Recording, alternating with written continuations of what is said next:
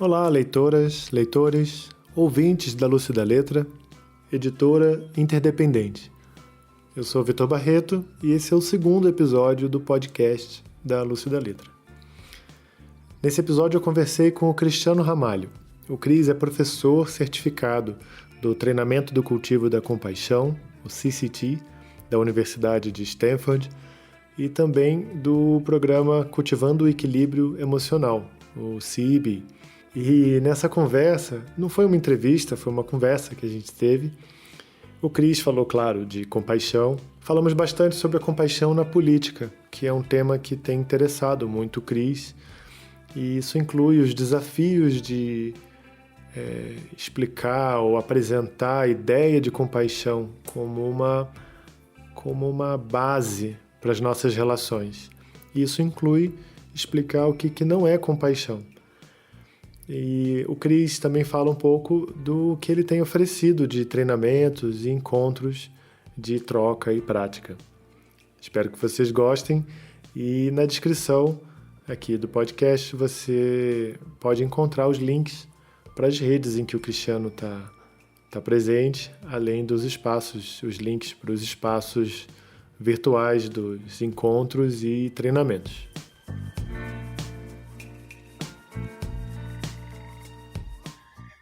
E aí, Cris, então eu pensei de conversar com você logo no começo, assim, quando pensei na coisa do podcast, pensei logo de falar com você por conta eu vejo você em todos os lugares, assim, e aí eu achei que seria legal falar tem o CCT, tem o CEB, tem várias siglas, assim, e tem Compaixão na Política, que a gente conversou um pouquinho quando você sugeriu o livro, né?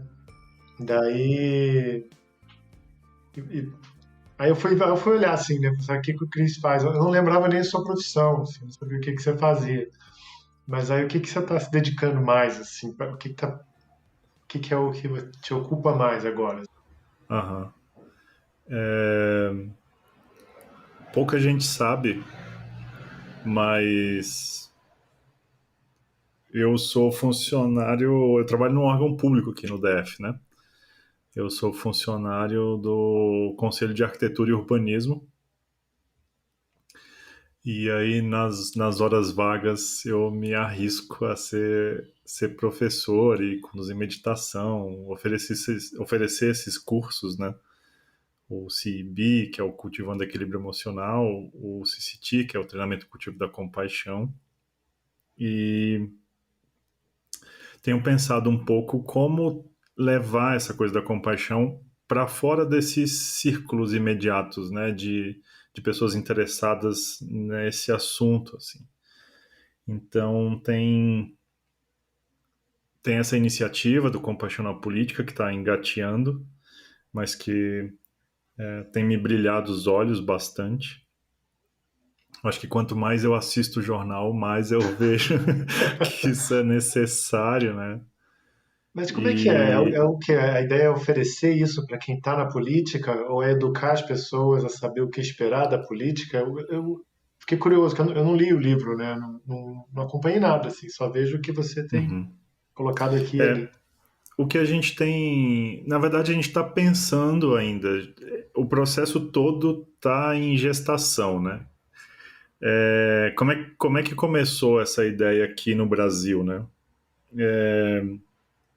Então tem uma organização mais ou menos estabelecida já no Reino Unido, que é o Compassion in Politics, e eles têm várias iniciativas, algumas de projetos de leis, algumas de educação sobre compaixão. Então as duas pessoas que estão lá, que é a Jennifer Nadel, que é uma advogada e jornalista. O fun fact dela é que ela tem um livro, né, lançado junto com a Gillian Anderson, eu acho que é o nome dela, Ó, que é aquela atriz do Arquivo X, né? Elas têm um livro sim, sim. sobre empoderamento feminino, chama We, Ela né? faz a Margaret Thatcher também naquela Exato, série ela do mesma. Netflix.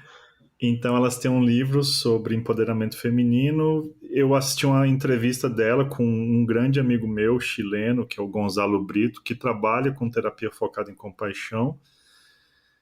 E não tinha me caído essa ficha de que compaixão e política, na verdade, elas estão muito próximas, né? E aí surgiu, depois da entrevista, eu fiquei sabendo então do Compassion in Politics, e aí fui saber um pouco mais, entrei em contato com eles, conversamos já algumas vezes, mas a ideia é tanto fazer um pouco de educação com relação à compaixão, né? E também tem um trabalho de militância ou de advocacy, né? O nome que a gente preferir, para pressionar pessoas que estão na política profissional e outras iniciativas políticas para adotar critérios compassivos na construção de políticas públicas, enfim, de leis e de regimento, né, de regramento, quando a gente está falando de legislação de uma forma geral. Então, uma ideia que tem que eles estão emplacando, né, tentando emplacar no Reino Unido, que eu achei bem interessante, é criar uma espécie de sarrafo da compaixão, no qual as políticas públicas têm que passar sobre o sarrafo para poderem ser aprovadas. Então, levando-se em consideração o bem-estar, né, das gerações atuais e das gerações futuras, a ideia é que exista uma espécie de critério de corte para que as novas políticas, as novas leis, passem nesses critérios, né? Que não seja uma lei que beneficia quem está agora na sociedade, mas prejudica de alguma forma pessoas que vão, né, as futuras gerações. Então achei bem interessante o trabalho deles e a gente está construindo esse movimento aqui. A gente teve uma reunião há 2 semanas atrás de pessoas interessadas, pessoas que já estão militando na política em um lado ou outro, para conversar um pouco sobre como a gente pode construir um movimento com esses referenciais aqui no Brasil. Nossa, que legal, né? Porque eu acho impressionante a gente pensar que compaixão, a gente tem que começar a discutir, fazer um movimento para que compaixão seja um eixo de Exato, medidas públicas, né, que vão agir por todo mundo. É como se fosse uma novidade, assim, né? Acho exato. muito impressionante. É. E é interessante porque, em termos de valores, é uma coisa que é comum, né? A gente fala bastante essa coisa da humanidade compartilhada, humanidade comum. Quando a gente realmente senta para conversar, a gente entende que, no nível dos valores, essas coisas são realmente compartilhadas, né? E que a nossa discordância começa quando a gente vai para esse campo do como aplicar isso, né? Como chegar a esses resultados. E aí eu acho que parte do trabalho educacional que esse movimento e outros movimentos que trazem essa questão da compaixão precisam olhar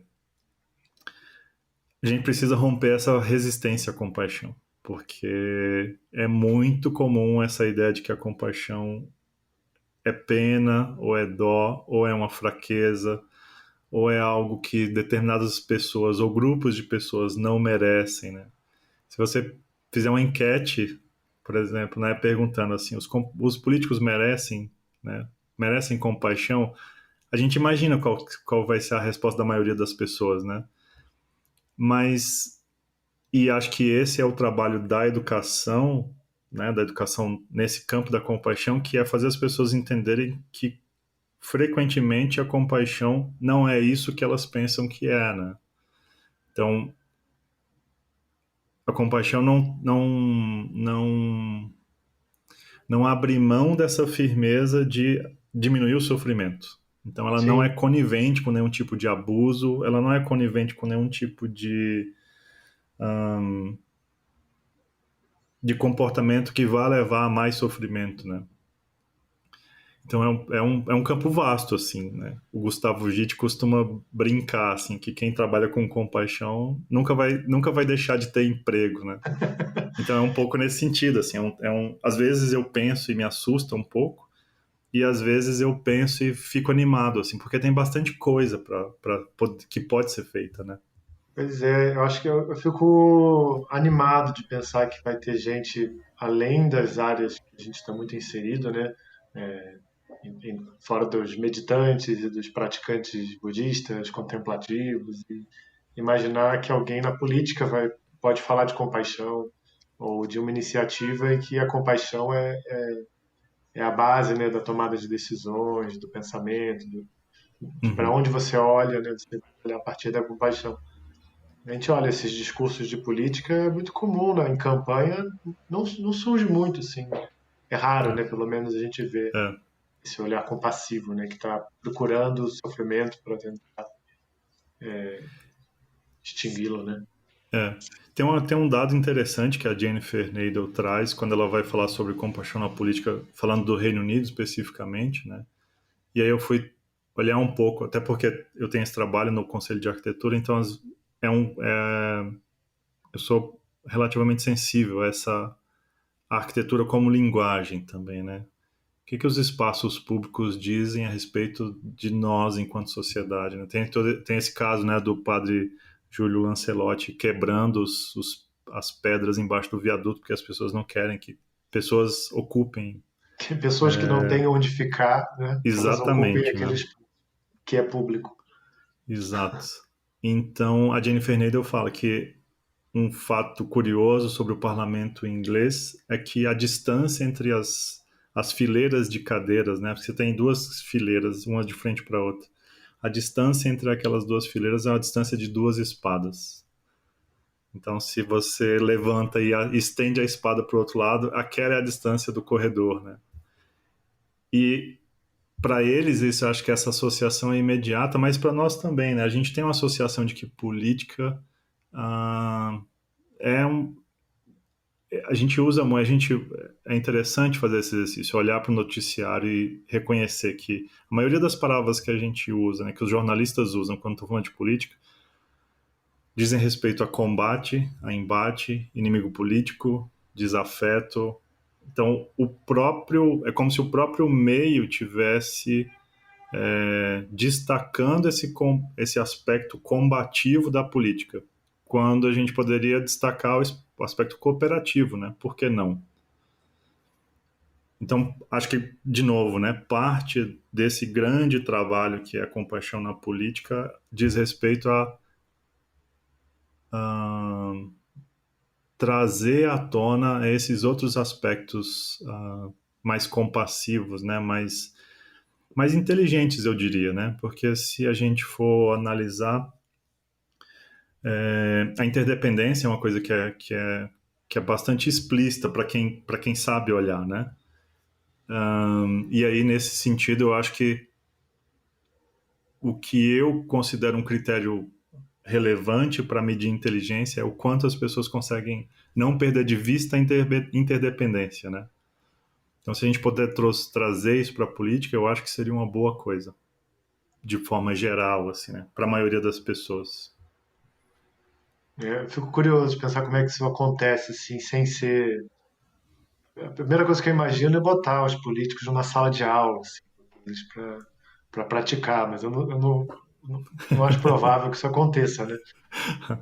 Mas imaginar que numa Câmara os deputados iriam trazer pautas e chegar num denominador comum, Uhum. chega a parecer uma coisa de ficção, né? Que a gente está É, acostumado a ver isso do jeito que você falou, né? é, Uma negociação no sentido de ninguém ceder e de conseguir aquilo de um jeito que vai favorecer todo mundo, mas é que a gente tem essa ótica também já, né? De que os políticos eles têm essa coisa de sobrevivência lá, é, que eles não estão interessados no bem comum. A gente vai ficando meio cínico, né? Então acho que é exato. um baita de um respiro imaginar que a gente pode ter políticos compassivos. É. E tem uma outra coisa, eu acho que a gente precisa ser inteligente a gente precisa fazer esse exercício, na verdade, né? Mais do que inteligência, a gente precisa fazer esse exercício, né? Contemplar que outros caminhos podem levar a gente até os políticos sem ir direto aos políticos, porque eu acho que talvez eles tenham muita resistência, né? Ninguém quer ser reconhecido por fraqueza ou, né, por ideias equivocadas a respeito de compaixão. Ninguém quer ser associado a essas ideias. Então, a gente tem tentado, tem algum grau de sucesso nisso, tentado chamar, né, assim, convidar pessoas que trabalham com políticos e assessoram políticos, porque eu acho que grande parte do trabalho que o político faz vem das assessorias, né? Então, se a gente tiver agentes infiltrados nesses lugares, pode ser uma boa ideia, né? Uma outra ideia que surgiu dessas contemplações é: se a gente chega diretamente com essa ideia de compaixão na política, as pessoas que têm algum grau de aversão a essa ideia da compaixão, elas automaticamente vão se sentir desconectadas dessa ideia ou desse discurso, enfim. Então, o que a gente vai fazer, acredito que a gente deva conseguir talvez um evento ainda nesse segundo semestre, é conversar sobre temas que são relevantes para a política de uma forma geral, trazer esse olhar da compaixão, por exemplo, na questão do direito à felicidade, por exemplo, né? Então, trazer temas que são leigos, no sentido de que são temas gerais que a sociedade está interessada em discutir, que grupos grandes de pessoas estão interessadas em discutir, mas que não necessariamente tem nessa bandeira, essa fachada já de cara de ser assim, ó, esse é um evento do Compaixão na Política. Então tem várias estratégias que a gente está pensando para infiltrar essa ideia da compaixão na política, né? Eu não sei se é um ponto também, mas eu fico pensando que tem outras esferas em que a política é uma habilidade necessária, mas que não é necessariamente dentro do que a gente chama de política, né? Que é as Uhum, câmaras e etc. uhum, Pensar associações de bairro ou exato. condomínio, né? Hoje eu estava É, conversando aqui em casa sobre uma questão de condomínio e que eu fico pensando se síndicos compassivos não fariam gestões melhores, assim. E também pelo uhum, exemplo, né? Se a gente imaginar lideranças compassivas, acho que isso tem um poder imenso, né? é. Eu acho que tem isso também. É frequente essa ideia, né, de quando a gente pensa em política, a gente pensa em políticos profissionais, né? É difícil, eu acho que talvez para um grupo de pessoas que estão mais nesse campo que a gente chamaria de ativismo, talvez isso seja mais claro.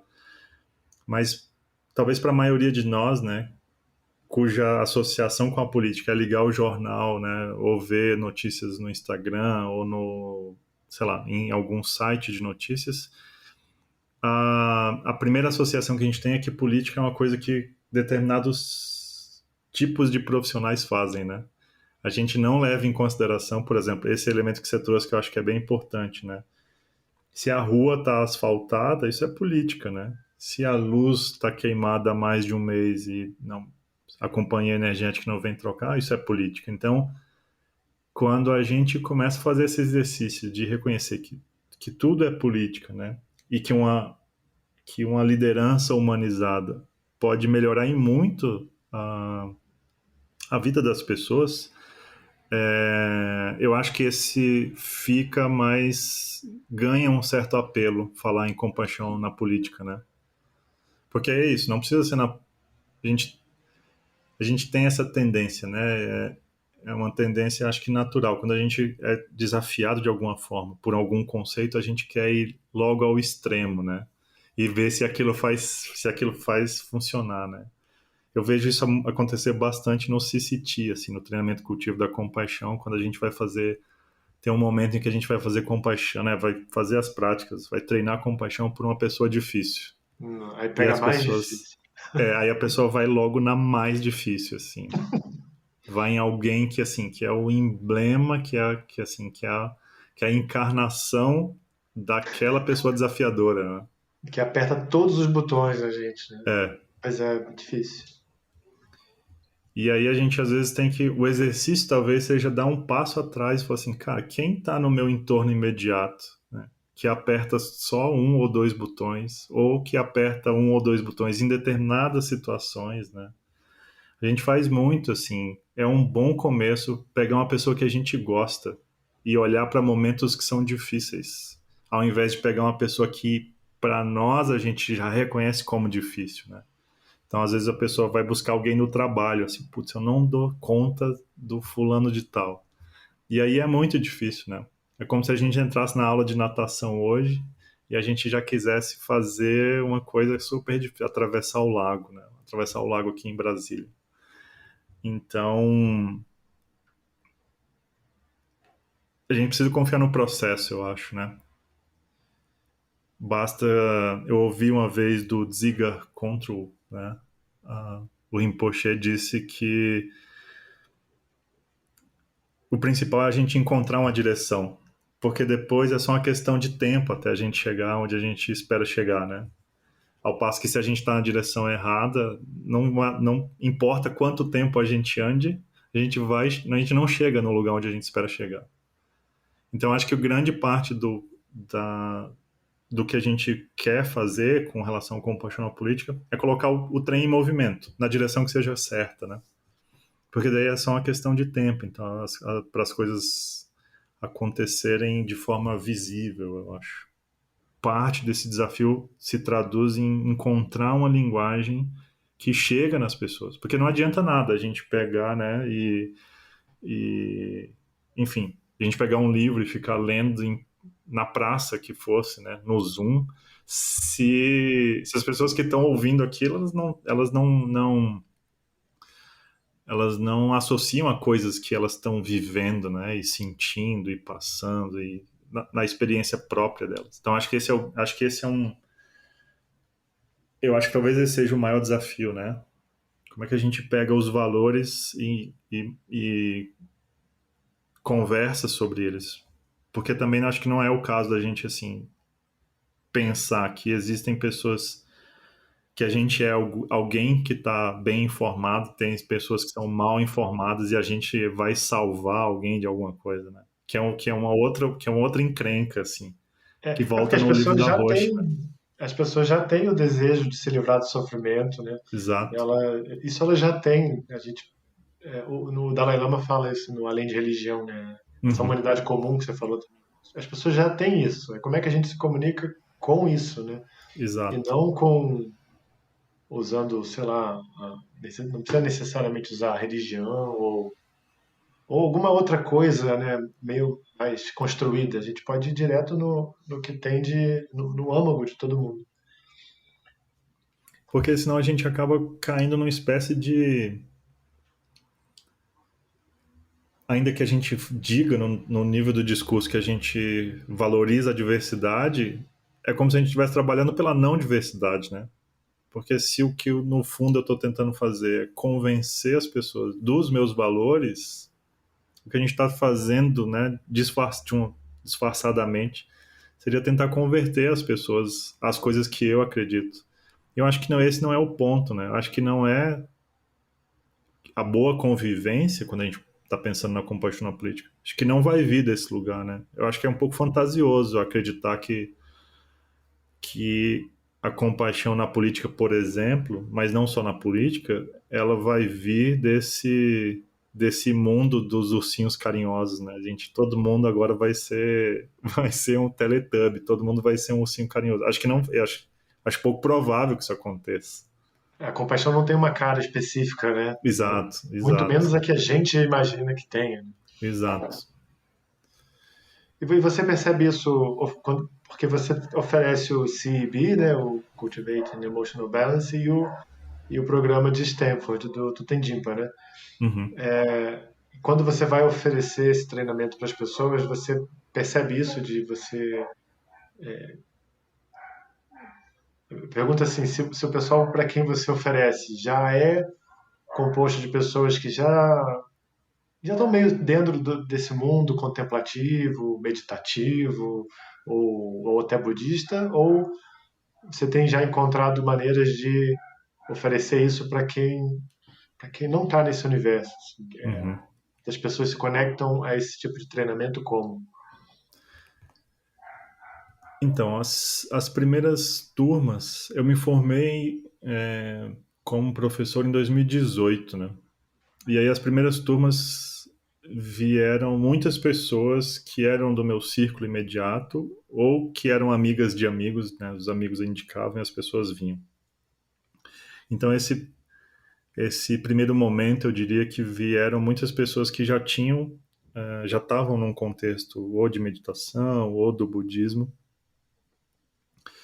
E aí uma coisa que eu comecei a fazer, já pensando, ou talvez inconscientemente, nessa questão da compaixão na política, foi começar a convidar algumas pessoas que não estavam nesse meio para vir fazer parte da turma, assim, né? A convidar para ser aluno, assim. Ah, É, vem fazer o. falei, convidei uma amiga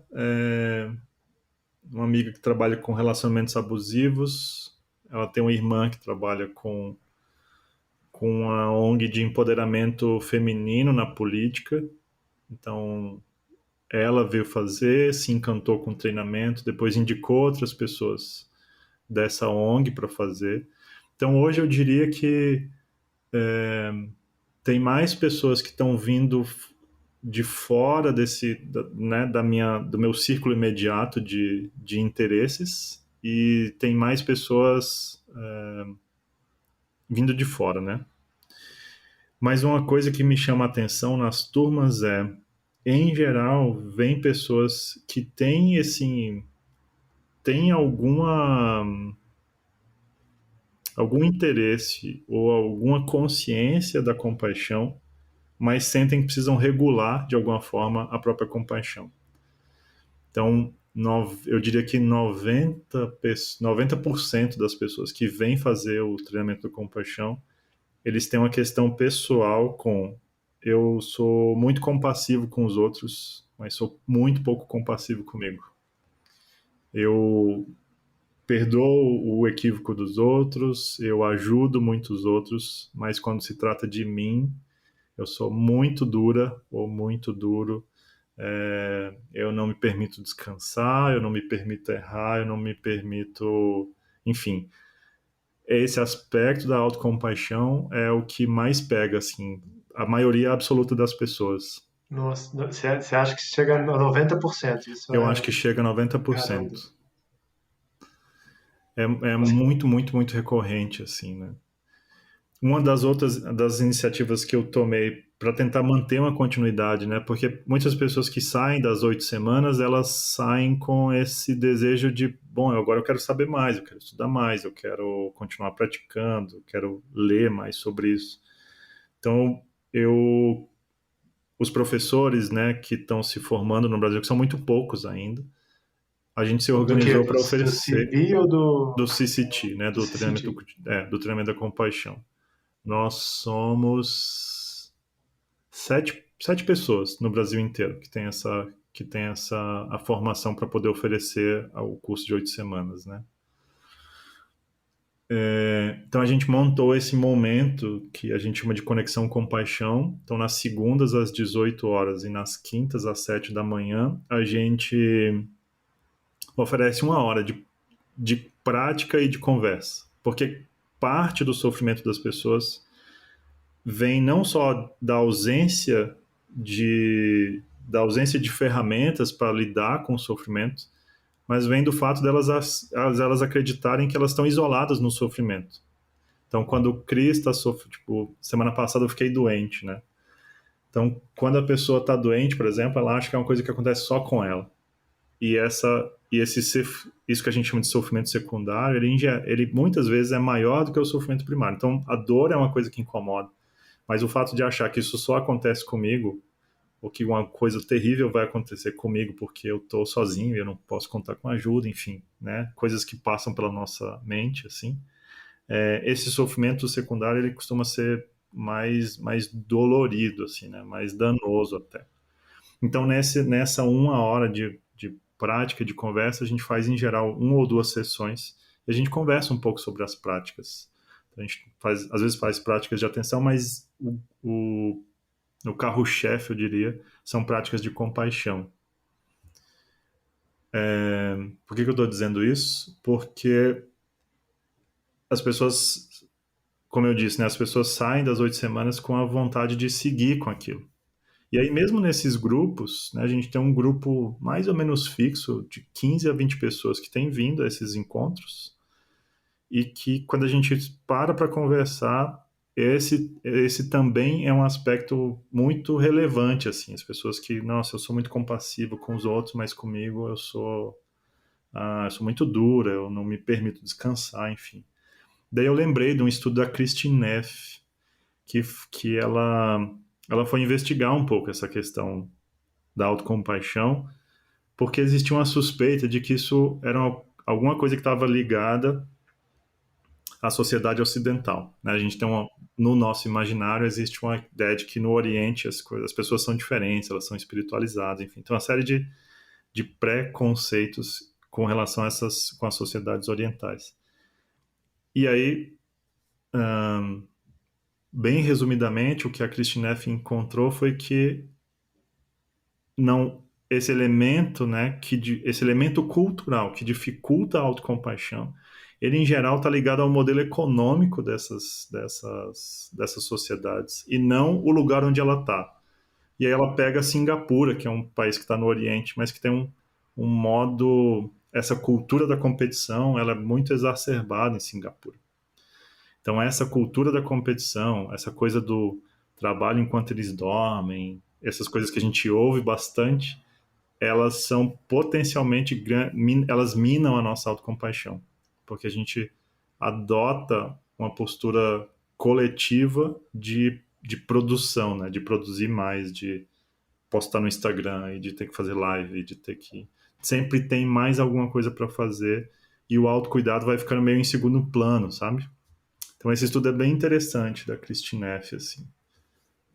E você acha que essas pessoas que têm essa sensação de serem, de elas chegarem com esse, elas dizem, né, que tem, como se não fosse assim, compaixão pelos outros, check, né, assim, isso aqui tá ok, falta compaixão comigo mesmo. Ao longo do treinamento, acontece de elas perceberem que elas não sabiam bem o que que era compaixão, e aí elas, não, não é que eu sou compassivo, que Acontece muito. talvez ela não seja cruel, talvez ela não seja perversa, mas ela não É, é necessariamente compassiva, né? é. Acontece bastante.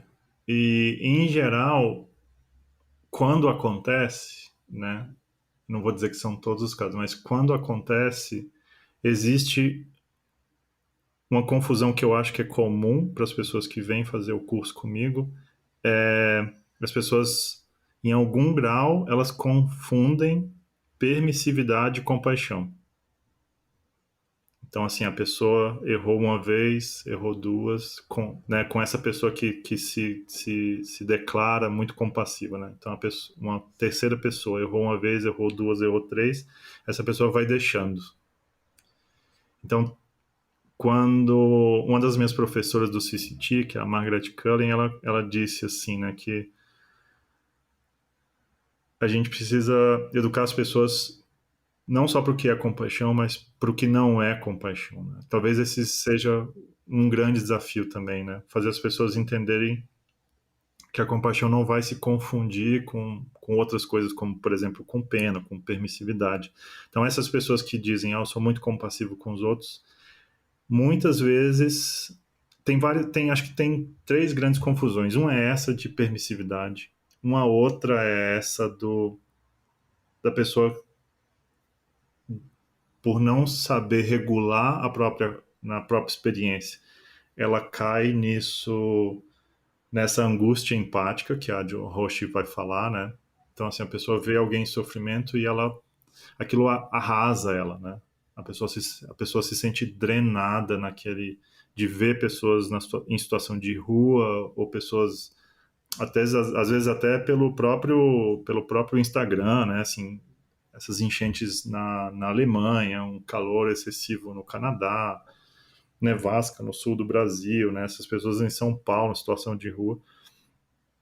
Então a pessoa não consegue, a pessoa não regula bem a própria experiência e essa aflição empática, essa angústia empática, ela associa a compaixão. Nossa, eu sou muito compassiva. Em geral, ela está falando dessa experiência de sofrer junto com a outra pessoa. Então, essa é uma confusão comum. Então tem essas duas experiências que eu acho que são as preponderantes quando a pessoa fala, quando a pessoa chega e fala, eu sou muito compassiva, e quando a gente vai olhando juntos, ela vai reconhecendo que não era bem compaixão que ela sentia, né, o que ela estava tentando oferecer, e ela escorregava para esses estados limites, né, como a Roche fala. Eu acho legal isso de dizer o que que não é compaixão, né? Já explicar isso, né? O Tutendinho, acho que no Coração Sem Medo, ele fala isso, né? Que é importante a gente saber o que que não é compaixão. É, é interessante essa coisa do que não é, né? E aí, voltando, fazendo uma ponte de novo com a compaixão na política, eu acho que grande parte da resistência das pessoas em pensar a compaixão na política vem, essa resistência vem de achar que a compaixão é uma coisa que ela, em geral, ela não é, né? Então, por isso que essa educação do que né, assim, apontar para as pessoas, olha, isso que você está sentindo provavelmente não é compaixão, né? Ou não é compaixão. E aí a gente vai, como se a gente fosse fazendo tendo uma foto invertida, né, da compaixão. Bom, agora eu sei que isso não é, isso não é, isso não é, e a gente vai chegando mais próximo do que provavelmente seja, né? E eu acho que talvez uma das grandes dificuldades de cravar o que é a compaixão, né, não na teoria, mas né, assim, no exemplo, então tem uma pessoa sofrendo na minha frente, né, assim, que seria? O Tupendimpa faz essa provocação, né, da gente sempre se perguntar, talvez principalmente nessas situações desafiadoras, quando a gente sente raiva ou a gente sente medo, qual que seria a coisa mais compassiva a fazer aqui, né? Porque é isso, não tem uma receita de bolo do que é compaixão, né? A compaixão começa com isso, aí vai para isso e agora é isso. Então, assim, a gente sempre vai depender da nossa inteligência, da nossa sabedoria para no momento saber o que é mais compassivo a fazer, né? E aí eu acho que esse é um aspecto legal, né? Que assim, às vezes ser mais compassivo, né? A depender do nosso limite, das nossas habilidades, vai ser se afastar, né? Se afastar daquela situação. Isso pode ser, né? Assim, isso pode ter uma cara de autocompaixão que vem desse lugar de inteligência, né? De não querer sofrer, de se proteger ou se reencontrar forças para lidar com aquilo, né? Essa é uma outra grande sacada que as pessoas têm ao longo das 8 semanas do treinamento da compaixão, que a nossa capacidade compassiva ela é como alongamento, assim, né? A gente não só a gente pode treinar para ficar um pouco mais alongado, mas a gente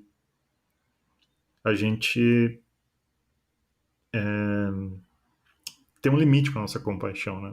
A gente consegue pensar agora, assim, tipo, se a gente pensar em determinados grupos de pessoas, né, ou determinadas pessoas na nossa vida, a gente vai ver, putz, esse fulano não merece compaixão. Nesse caso, o que está acontecendo, né? A pessoa está confundindo compaixão com outra coisa. Ela provavelmente está confundindo, né? Mathieu Ricard fala isso, assim, como ter compaixão por um tirano, né? Não é dizer, putz, está tudo bem, você vai para a praia e a gente vai ficar aqui cuidando. Às vezes vai ser isso, né? Assim, cara, esse cara precisa ser preso, esse cara precisa ser deposto, porque o lugar para onde ele vai causar menos, vai ter menos sofrimento, né? Eu acho que esse é o Mas não, compromisso da compaixão, diminuir o ele não sofrimento. vem de antagonizar, né? Mas É, é de reduzir o sofrimento, né? é, Diminuir o sofrimento. É que eu ia te perguntar isso, né? Entre, sobre o esforço de esclarecer o que que é e o que que não é compaixão, mas eu ia perguntar sobre equanimidade também, se o desafio maior é a pessoa entender de verdade o que é compaixão, ou se ela abrir mão das preferências dela sobre quem merece ou não merece compaixão. Mas talvez resolvendo, se a pessoa entende de fato o que que é compaixão, ela já começa a superar as preferências, né? é. Eu acho que ela vai ganhando confiança de que essa capacidade pode ser estendida, né? Quando a gente olha para a estrutura das 8 semanas, a gente vê que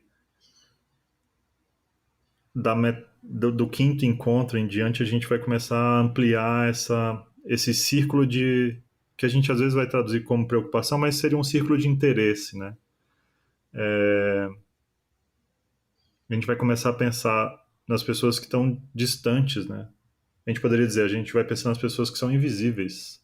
Eu não sei quem fez essa mesa que eu estou usando, não sei quem fez essa cadeira, né? Não sei quem fez esse computador, não sei quem está trabalhando na companhia energética para ter eletricidade agora. Então a gente vai, o passo inicial é esse de reconhecer que tem muitas pessoas que fazem parte da nossa vida, mas eu não consigo ver imediatamente, né? Não é a minha mãe, não é a minha família, não são meus amigos, não são as pessoas que eu não gosto, mas tem uma vasta gama de pessoas, de seres, a gente diria, né? Que estão nessa, que estão a gente só está fazendo, a gente só está conversando agora porque teve, né? Tem esse backup assim que é gigantesco. E aí eu acho que quando a gente pensa né, nessa expansão desse círculo de interesse, de preocupação, de cuidado, o ponto crucial seja de repousar na própria experiência. Porque quando a gente tende a ser muito, não só teórico, mas muito mental, né? Então quando a gente faz esse salto para longe, né? Para longe da nossa experiência direta, a coisa fica tudo muito abstrata, né? E aí, em geral, ela tende a não funcionar. Então, quando a gente fala, né, vamos fazer compaixão por uma pessoa difícil, aí a pessoa vai, assim, na história da humanidade e pega sei lá, as 10 maiores tragédias da humanidade, pega um daqueles líderes e fala, vou fazer com esse cara. Em geral, isso não funciona, né?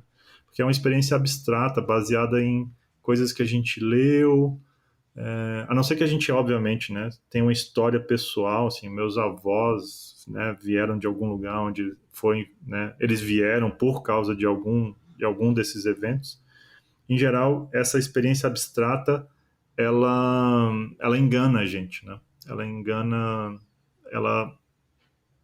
engana no sentido de que ela não entrega para nós elementos, né, assim, grosseiros no qual a gente pode apoiar a nossa experiência, né?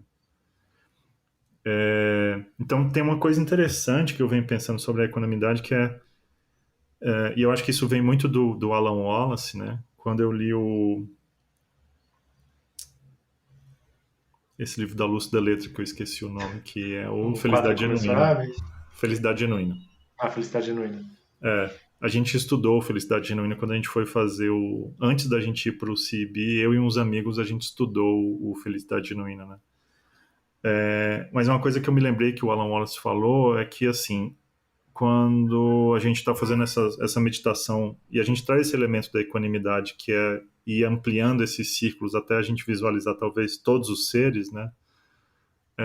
O Alan Wallace contou uma vez que assim alguém perguntou não sei se foi para ele ou para um professor dele, assim, quem eram esses todos os seres? Porque isso é uma ideia abstrata, né? A gente vai ter uma imagem de um planeta, né, azul no espaço, então é muito abstrato isso.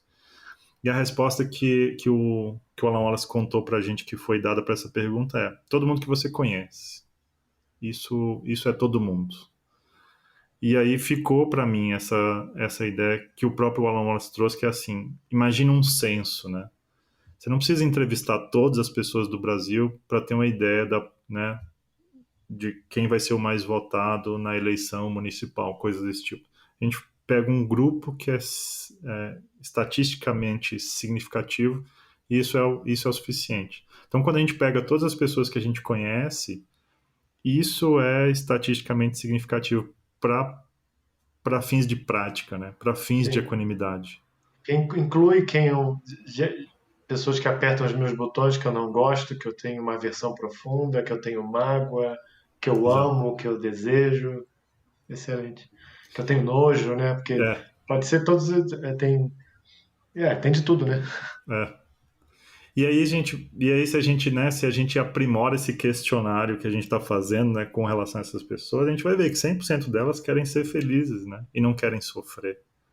E aí a gente começa a sacar, bom, se entra mais gente nesse grupo, a chance de que essa pessoa também queira ser feliz e também não queira sofrer é muito grande, né? Tem uma coisa muito interessante que eu li de um psicólogo inglês que é o Paul Gilbert. Ele fala assim que a nossa motivação e a compaixão pode ser uma motivação nesse sentido. Ela é uma forma de organizar a mente. Eu gostei muito de ouvir, né, de ver ele nomeando isso. E eu fiquei pensando nessa experiência, né? Quando a gente vai no mercado, a gente não sabe bem que produtos a gente vai encontrar quando a gente chegar lá. Às vezes o sabão que a gente gosta não tem mais, enfim, né? Mas como a gente tem essa intenção, essa motivação de chegar em casa e organizar, a gente sabe, né, que tem um armário que vai produtos de limpeza, outros vão comida. Então a gente não sabe o que vai chegar, mas a gente sabe mais ou menos onde essas coisas vão ser, como é que a gente vai lidar com essas coisas, né? Então quando a gente pensa nessa motivação compassiva, na compaixão como uma motivação, eu não sei o que eu vou encontrar, não sei o que eu vou encontrar no meu dia, né? Não sei o que eu vou encontrar no trabalho, quais são as pessoas que eu vou ter que atender hoje. Mas quando eu estou, né, quando eu estou imbuído dessa motivação compassiva, tem grandes chances de eu endereçar bem essas questões que vão surgir ao longo do dia. Então, eu tenho pensado bastante nisso, assim, né?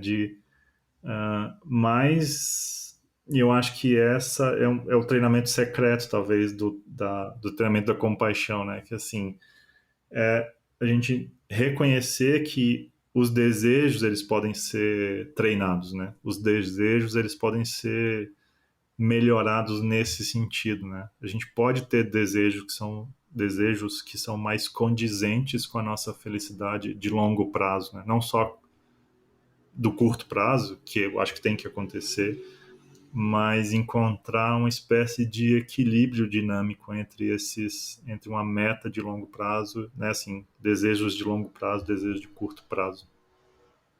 Eu vou lançar um livro que chama Desejo, porque ele importa, do Traleg, que é Eu acho bom. que eu já vi esse livro. Que É. legal. Ô, Cris, a gente está chegando no tempo. Aí eu queria te pedir alguma indicação, ou você. Eu sei que você falou tem 2 encontros semanais Uhum. do pessoal que fez o CCT, mas eu não sei se tem algum grupo que qualquer pessoa pode participar, ou se você vai oferecer alguma coisa. Deixar sugestões aí de práticas, encontros ou qualquer coisa. Muito bom. Esse encontro que é o Conexão Compaixão, é um encontro aberto para qualquer pessoa que queira chegar. Tem um tem uma inscrição no Eventbrite que eu fiz só para facilitar as pessoas conseguirem o link do Zoom, mas é o mesmo link o ano inteiro, então se a pessoa fizer uma única vez, ela consegue ir no dia que ela conseguir ir, no dia que ela quiser ir. Então, segundas às 18 horas até às 19 e nas quintas às 7 da manhã, até às 8. Eu tenho prevista 2 turmas ainda do treinamento Compaixão para acontecer esse ano. No meu perfil do Instagram tem um link para quem está interessado nessa questão do compaixão na política. Tem uma outra iniciativa que está andando até mais rápido, que é a Compaixão na Justiça. Super interessante, tem um pessoal bem motivado e bem cheio de energia. A gente está tendo umas conversas bem importantes até com órgãos do judiciário, então também tem um pouco essa proposta de olhar para a justiça de uma forma mais compassiva, e aí não institucionalmente também, enfim, né? Esse grupo está bem ativo, então quem também tiver interesse, quem já milita na área de justiça, pode me procurar também.